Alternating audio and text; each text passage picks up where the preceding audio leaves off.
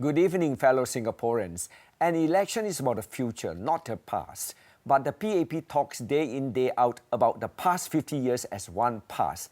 Actually, we have two pasts, the first 40 years and the last 10 years under the current PM. The first 40 years were relatively good years, but beginning from 2004 when Lee Hsien Loong took over, Singapore has been going down the drain. First, casinos, then 1 million foreign workers, riots, workers' strike and frequent breakdowns of trains. Do you still want this government to mess up your lives for 5 more years? PM claimed that PAP has delivered on all its promises. He has conveniently forgotten the 5 C's, career, car, condominium, cash and country club, which they have not delivered. They invested your CPF money, achieved average return of 6% a year, but gave you only 2.5% and kept the excess return of 3.5%. This amounts to as much as $8.75 billion in 2014 alone. This is your money that they have shortchanged you. That's why more than half of Singaporeans do not have adequate savings for retirement. PM said this election is about choosing the next leadership team. The fact that he has asked Goh Chok Tong to stay shows that leadership succession has failed.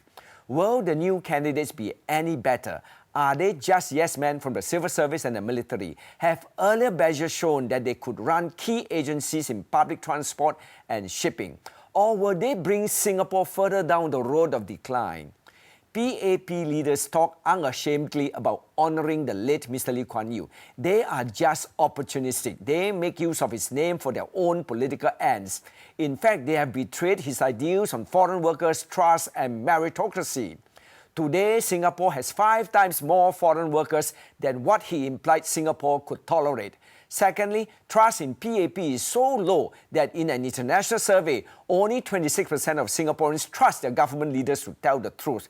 Thirdly, an international magazine has ranked Singapore as the top 5 country in the world where politically connected businessmen are most likely to prosper. This is the opposite of meritocracy, which allows people to succeed on the basis of capability, not connection. So LKY's ideals have been betrayed under his son's watch as PM. If Singaporeans vote out of gratitude to the father, they will end in servitude to the son. Fellow Singaporeans, do you want 5 more years of the unhappiness and misery of the past 10 years under PAP? Or do you want to take back our country, our jobs, our space, our pride? We ask you to vote Singaporeans first to restore our nation. Vote for change. Vote Sing First.